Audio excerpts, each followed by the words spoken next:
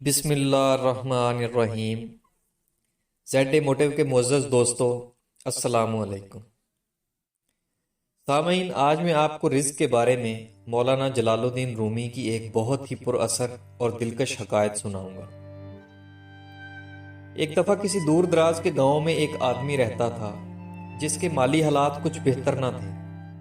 اسے کسی دوست نے مشورہ دیا کہ اگر حالات یہاں بہتر نہیں ہو رہے تو رزق کے لیے کسی اور جگہ کا سفر کرو۔ کیا تم نے یہ نہیں سنا کہ اللہ پاک کا فرمان ہے کہ اے مسلمانوں، میری زمین پر پھیل جاؤ اور اپنے حصے کا رزق تلاش کرو۔ اس آدمی کو اپنے دوست کا مشورہ پسند آیا اور اس نے دوسرے دن صبح اپنا رخت سفر باندھا اور رزق کی تلاش میں کسی دوسری منزل کی طرف نکل پڑا۔ سفر کے دوران اس کا گزر ایک جنگل سے ہوا۔ جنگل میں ایک بہت ہی گھنا درخت آیا۔ وہ آدمی اس درخت کے نیچے بیٹھ کر کھانا کھانے لگا۔ ابھی وہ کھانے سے فارغ ہی ہوا تھا کہ کیا دیکھتا ہے کہ درخت سے تھوڑے فاصلے پر ایک کتا پڑا ہے جس کا پیچھے والا دھڑ ٹوٹا ہوا ہے اور وہ چلنے پھرنے سے بالکل قاصر ہے۔ کتے کو اس حالت میں دیکھ کر اس کے دل میں یہ خیال آیا کہ اس کے رزق کا کیا بندوبست ہوگا، یہ تو بالکل بے بس اور لاچار ہے۔ ابھی یہ سوچ ہی رہا تھا کہ دور سے اسے کوئی آواز آئی۔ وہ ڈر گیا اور اسے کوئی چیز اپنی طرف آتی ہوئی نظر آئی۔ وہ درخت پر چڑھ گیا اور انتظار کرنے لگا۔ تھوڑی دیر بعد کیا دیکھتا ہے کہ ایک شیر جس کے منہ میں ایک شکار گائے کا بچہ ہے اسی طرف آیا اور درخت کے نیچے بیٹھ کر اپنے شکار کو کھانے لگا۔ جب شیر نے پیٹ بھر کر کھا لیا تو باقی شکار کو وہیں چھوڑ کر چلا گیا۔ وہ آدمی کیا دیکھتا ہے کہ جب شیر چلا گیا تو وہ کتا اپنے آپ کو گھسیٹتا ہوا اسی جگہ پر گیا اور باقی بچے ہوئے شکار کو کھانے لگا۔ یہ دیکھ کر وہ بہت حیران ہوا کہ یہ کیا اتفاق ہے۔ اس آدمی کو اس واقعے سے بہت تجسس ہوا کہ یہ کیا ماجرا ہے۔ اس نے فیصلہ کیا کہ وہ اس واقعے کو پوری طرح دیکھے گا کہ یہ ایک اتفاق ہے یا اللہ رب العزت نے اس لاچار کتے کے رزق کا بندوبست کیا ہے۔ وہ یہ دیکھنے کے لیے وہیں رک گیا۔ اس نے درخت کے اوپر ہی رات گزاری اور اسی وقت کا انتظار کرنے لگا۔ دوسرے دن جب وہی وقت قریب آیا تو اسے پھر ایک شیر دکھائی دیا جس کے منہ میں ایک شکار بھی تھا۔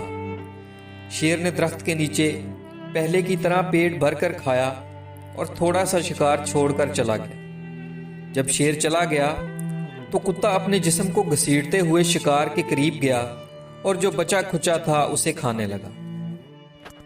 وہ آدمی یہ دیکھ کر بہت حیران ہوا کہ جو اللہ رب العزت اس لاچار کتے کے رزق کا بندوبست کر رہا ہے وہ اس کے رزق کا بندوبست کیوں نہیں کرے گا۔ رزق کا وعدہ تو اللہ پاک نے خود کیا ہے اور رازق تو اللہ پاک کی صفت ہے۔ وہ آدمی یہ سوچ کر واپس اپنے گھر کی طرف چل پڑا کہ اس کے حصے کا رزق خود اس کو مل جائے گا۔ جو اللہ پاک اس بے بس کتے کے رزق کا انتظام کر رہا ہے وہ اس کے رزق کا بھی کرے گا۔ وہ آدمی واپس اپنے گھر چلا گیا اور اپنے رزق کا انتظار کرنے لگا اور جو اس کے پاس تھا اسے کھانے پینے لگا۔ کچھ دن گزرنے کے بعد اس کے پاس کھانے پینے کا سامان ختم ہو گیا اور نوبت فاقوں تک آ گئی۔ ایک دو دن جب فاقے سے گزرے تو اس کی حالت غیر ہو گئی۔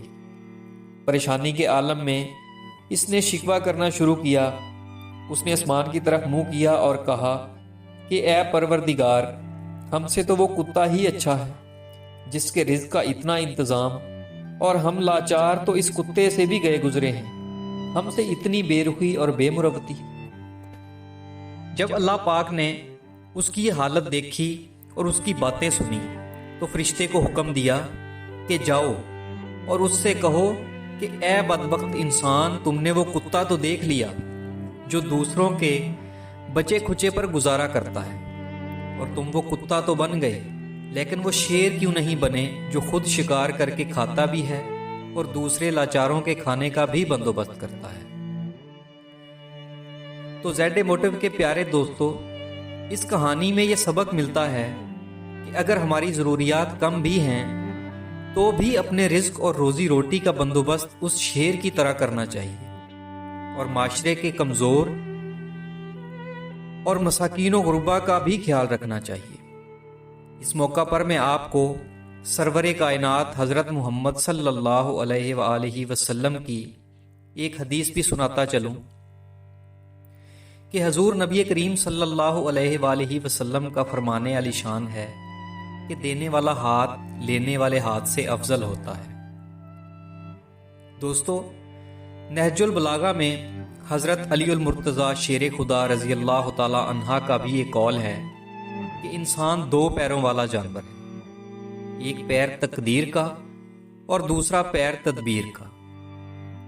دوستو، تقدیر والا پاؤں منشا ایزدی ہے اور تدبیر انسانی عقل اور وہ اختیار جو اللہ رب العزت نے انسانوں کو دیا ہے۔ تو دوستو، اس پر میں اپنی بات کو ختم کرتا ہوں۔ اپنا اور اپنے ارد گرد کے لوگوں کا ڈھیر سارا خیال رکھیں، ہمیشہ شاد و آباد رہیں اور مسکراتے رہیں۔